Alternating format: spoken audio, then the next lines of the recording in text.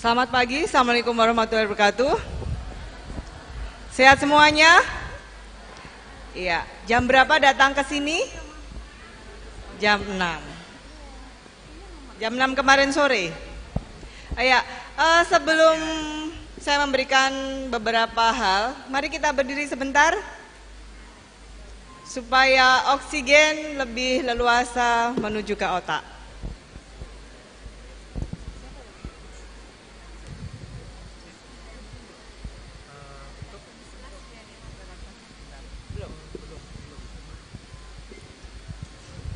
Monggo silahkan yang di tribun juga boleh ikut berdiri. Oke, baik. Gelengkan kepala ke kanan dan ke kiri. 1, 2, 3, 4, 5, 6, 7, 8. Tengok kanan kiri. 1, 2, 3, 4, 5, 6, 7, 8. Direntangkan ke atas dan jinjit setinggi-tingginya. Lebih tinggi lagi, lebih tinggi lagi, lebih tinggi lagi. Serong ke kanan, masih posisi itu. Ya. Kiri. Kanan lagi. Kiri lagi. Ke depan. 1, 2, 3, 4, 5, 6, 7, 8. Belakang.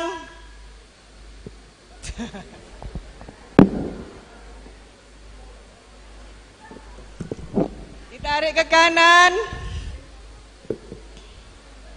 Tarik ke kiri. Nunduk. Ya, sebisanya. Cukup. Ya.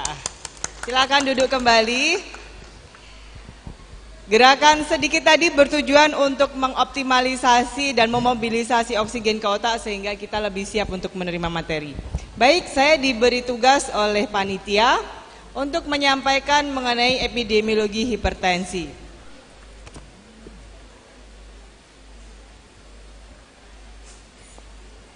Tidak ada suara?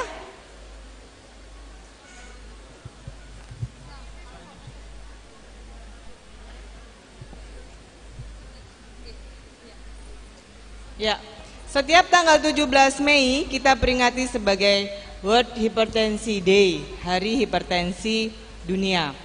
Dan pada tahun 2019 ini kita mengambil tema Know Your Number and kendalikan tekanan darahmu dengan cerdik.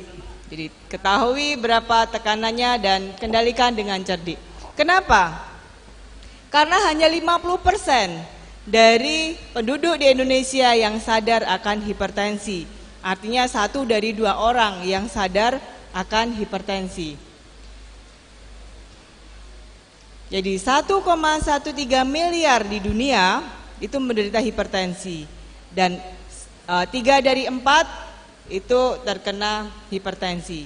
Hipertensi bertanggung jawab terhadap 8 juta kematian penduduk di Indonesia. Jadi pesannya adalah have your blood pressure normal dengan cara memeriksakan tekanan darah dan mengikuti saran dari petugas pelayanan kesehatan atau dokter.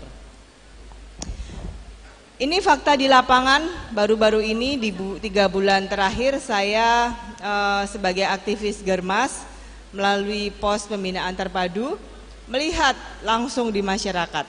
Ya, apa yang terjadi?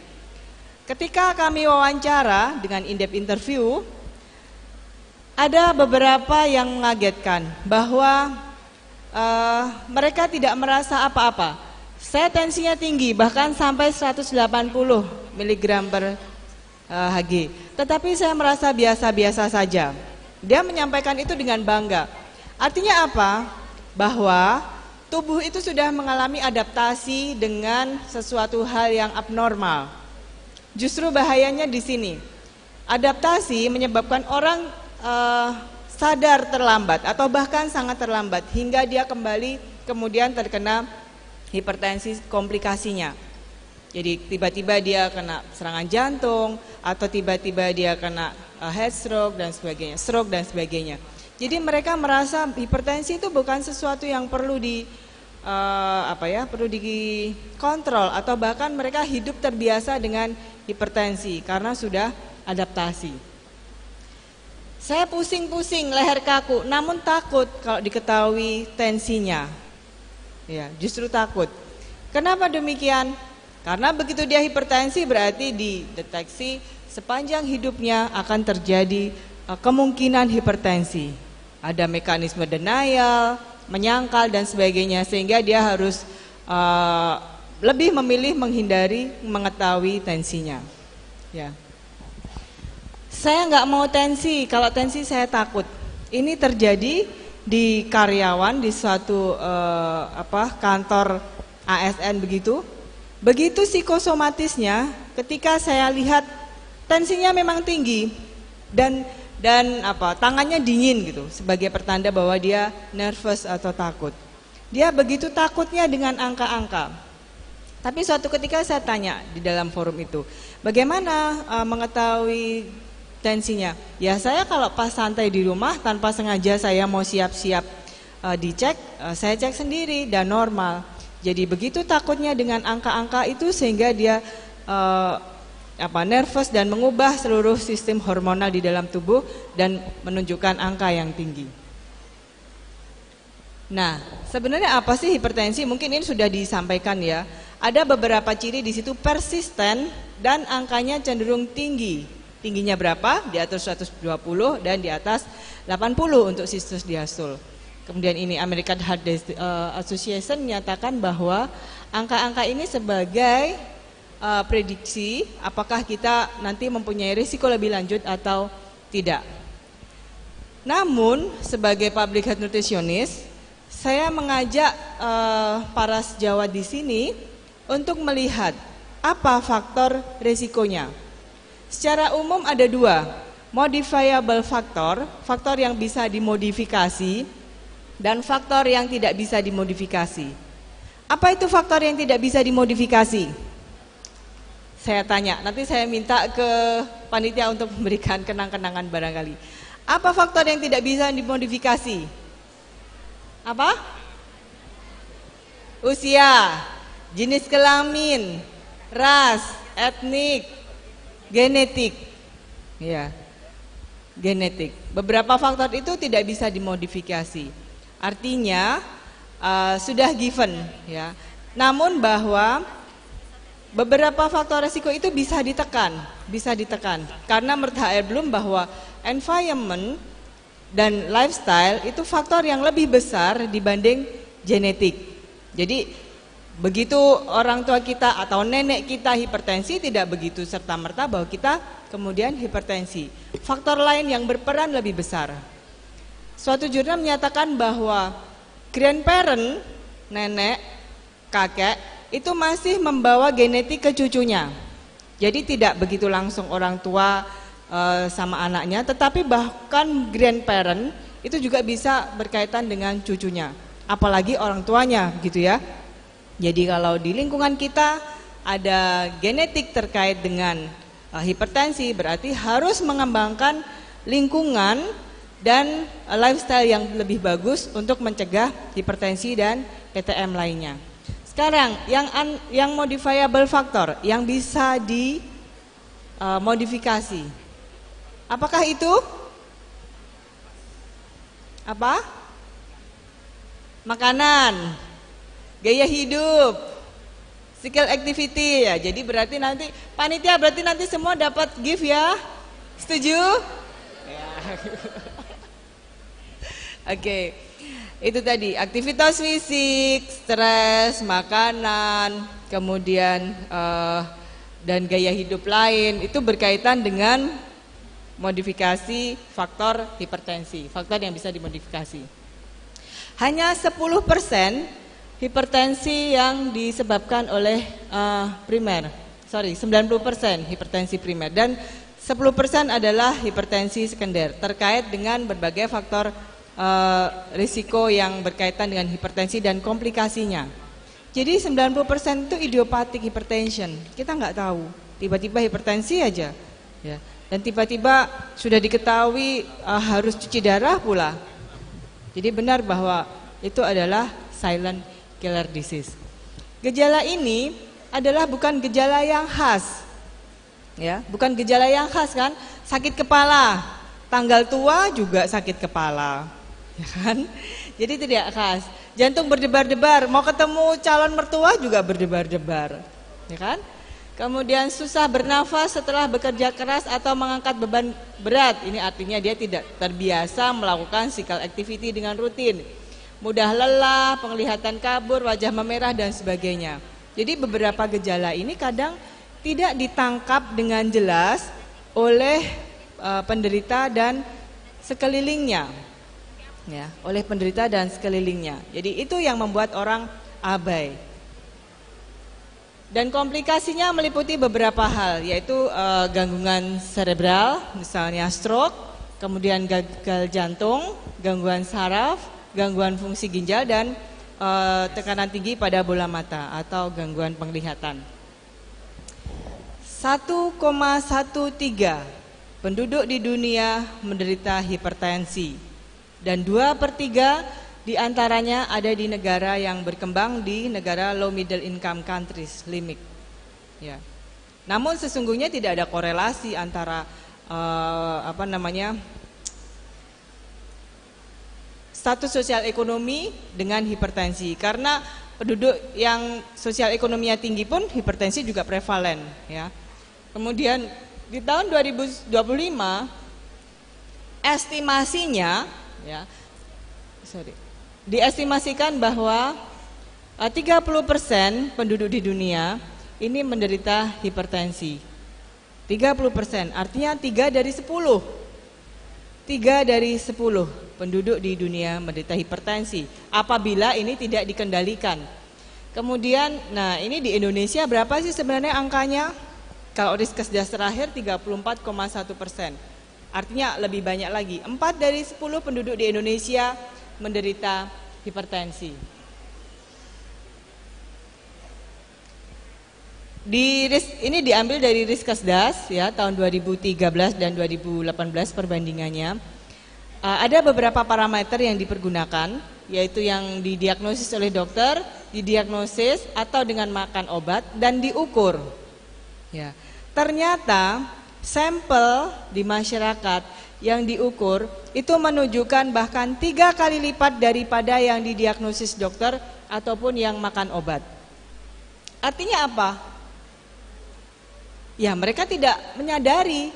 Setelah diukur baru ketahuan bahwa dia mempunyai sedikit peningkatan tekanan darah di atas normal. Kalau yang didiagnosis dokter ya barangkali dia yang berkunjung ke dokter, begitu kan? Kalau yang dia makan obat berarti dia memang sebelumnya sudah diagnosis hipertensi dan makan obat.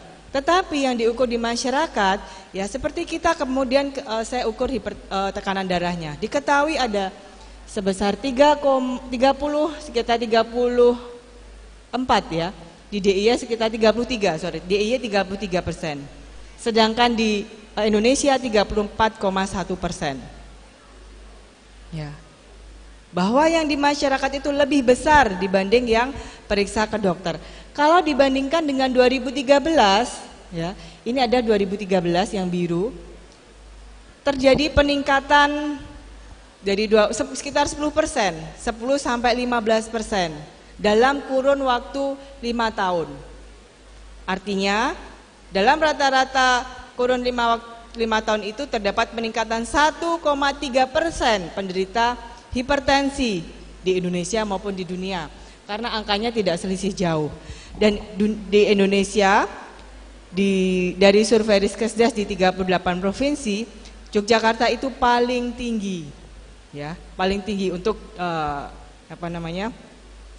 non communicable disease, termasuk di dalamnya stroke, hipertensi, jantung, gagal ginjal, DM dan sebagainya. Itu ada pada lingkaran 5 besar di provinsi di Indonesia.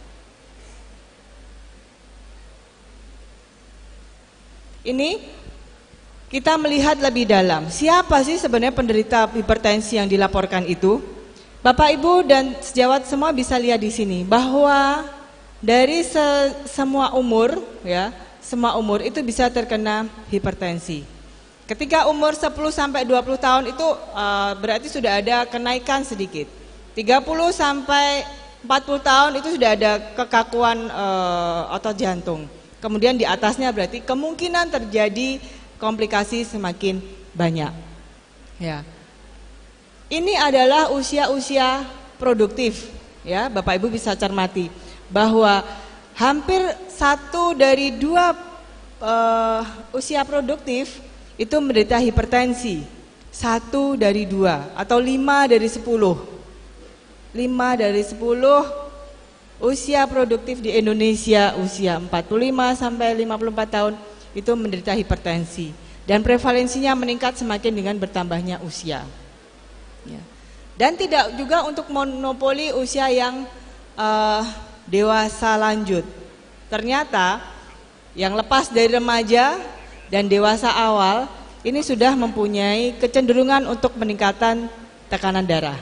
Laki-laki dan perempuan sometimes sama. Laki-laki dan perempuan sometimes sama. Di titik-titik periode usia tertentu memang berbeda. Contohnya pada wanita yang sudah menopause, ya, pada wanita yang sudah menopause kecenderungan menderita prevalensi lebih tinggi dibanding laki-laki, ya, karena ada kaitannya dengan kerja hormon estrogen dan sebagainya. Perkotaan dan perdesaan ya hampir similar. 4 dari 10 di perkotaan dan perdesaan menderita hipertensi.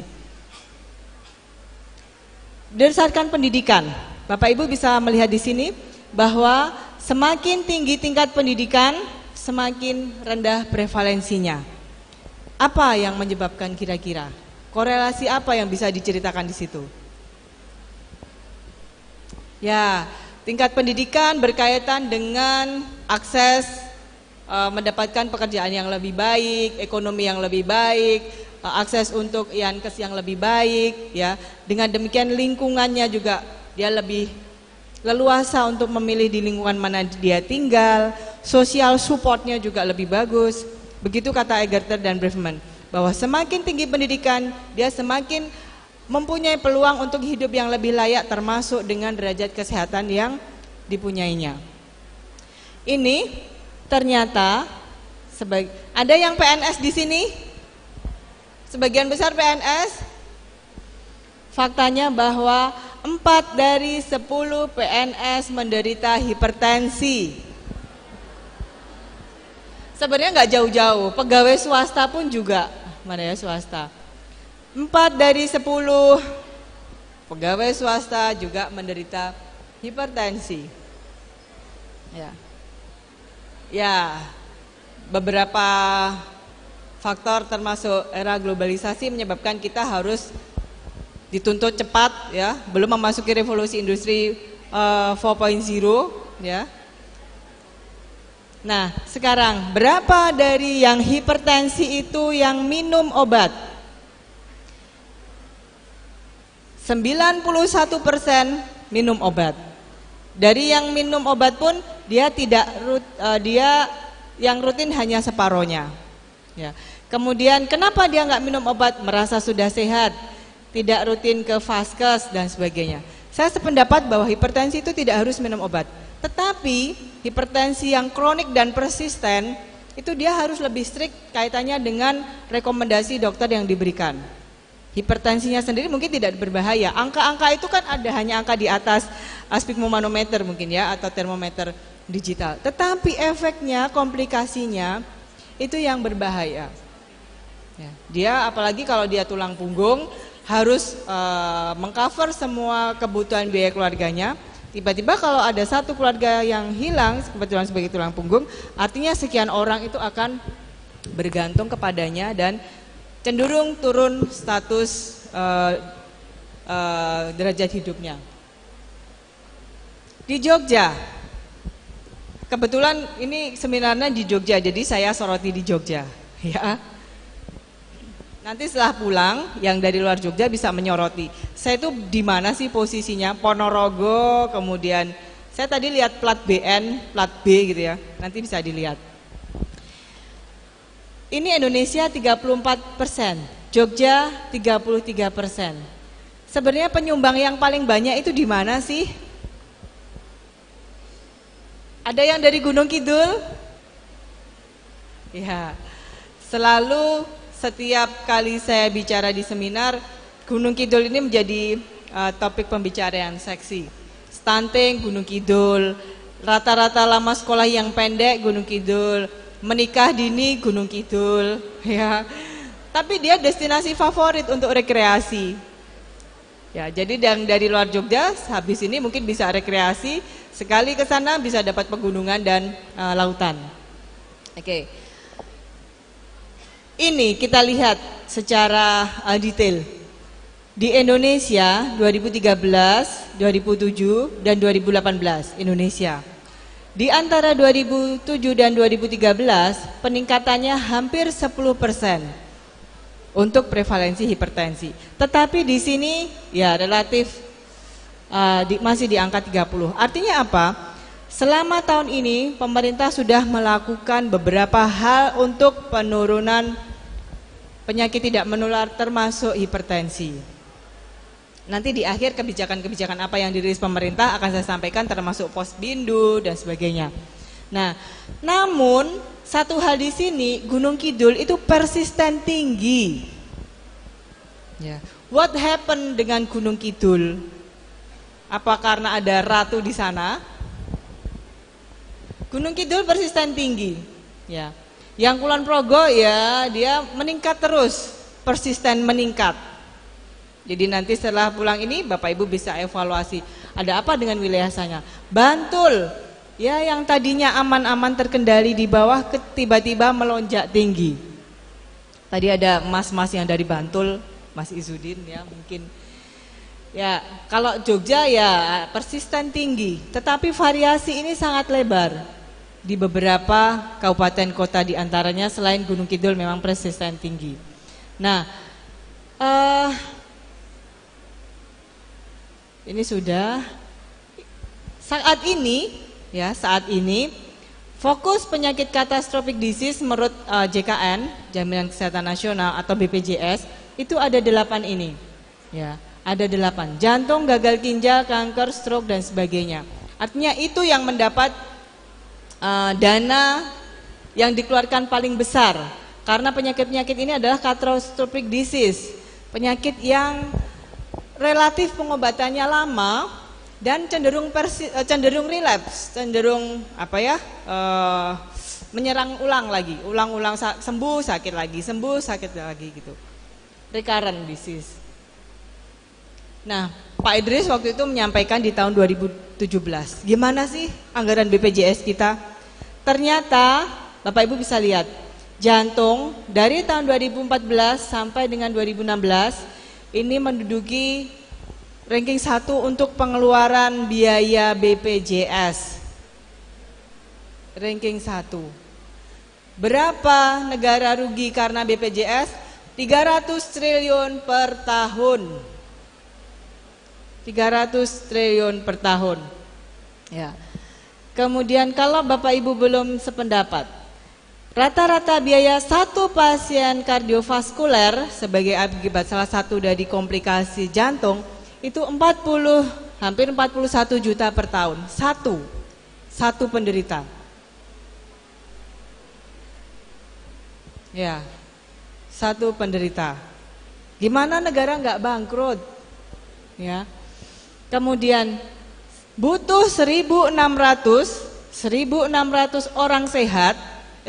Butuh 1.600 orang sehat untuk menopang satu pasien hipertensi. Dan butuh lebih banyak lagi orang sehat, 16.000 peserta sehat untuk menyokong biaya hipertensi baru. Ya, mudah-mudahan yang di sini sehat semua. Jadi lebih baik kita menopang daripada ditopang, ya kan? Ya.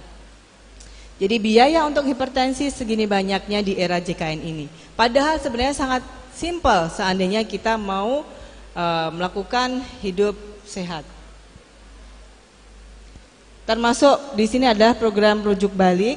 Nah, 10 obat kronis berbiaya terbesar di tahun 2014-16 adalah golongan obat untuk hipertensi. Ya, Valsastran, kemudian Kandesastran dan sebagainya. Itu adalah obat-obat untuk hipertensi. Sehingga mari kita yang ada di sini tetap sehat supaya menjadi orang yang menopang bukan ditopang. Tadi 1.600 orang sehat, peserta sehat itu untuk menopang satu pasien hipertensi lama. dan dibutuhkan 16.000 peserta sehat untuk menopang satu pasien hipertensi baru. Ya, kalau tadi hitungan tadi peserta penderita hipertensi kira-kira 35% dengan jumlah penduduk di Indonesia kira-kira 240 juta dikali kebutuhan untuk hipertensi, pengobatan hipertensi sekitar 41 juta, benar sekitar 320-an sekian triliun kerugian negara karena hipertensi. Sehingga kita kembali ke pesan pemerintah untuk hidup sehat, ya. Tapi ada yang kontroversial di sini. Rumah sakit dibangun besar-besaran, ya kan? Itu menunjukkan apa? Bahwa kritik saya terhadap pemerintah bahwa sebenarnya upaya kuratif dan hipertensi yang ditonjolkan, bukan upaya promotif dan preventif. Ketika saya ikut kuliahnya Pak Adang Bakhtiar, berapa persen sih dana promotif waktu sebelum JKN Universal Health Coverage di 2019? Hanya 0, sekian persen untuk promotif. Jadi ya akhirnya yang terjadi kemudian adalah seperti ini. Ini beberapa hal yang kaitannya dengan diet hipertensi, tapi nanti secara detail akan dibahas oleh Pak Tony Arjuna, ya. Ya setidaknya kita mengurangi batasan natrium, salty food dan hidden salty food, kemudian mengurangi lemak, berhenti merokok dan sebagainya. Ini hasil riset menyatakan bahwa overweight, BMI-nya lebih dari 24, itu punya risiko untuk menderita hipertensi 4 kali dibanding yang normal. Kemudian yang obes itu 28 kali. Drinking more than once a month, ini yang alkoholisme, itu 1,3 kali. Dan vigorous activities people, aktivitas fisik yang aktif, yang keras gitu, dia bisa melindungi dari hipertensi. Jadi sebenarnya kunci di hipertensi itu adalah kembali ke lifestyle. Ya.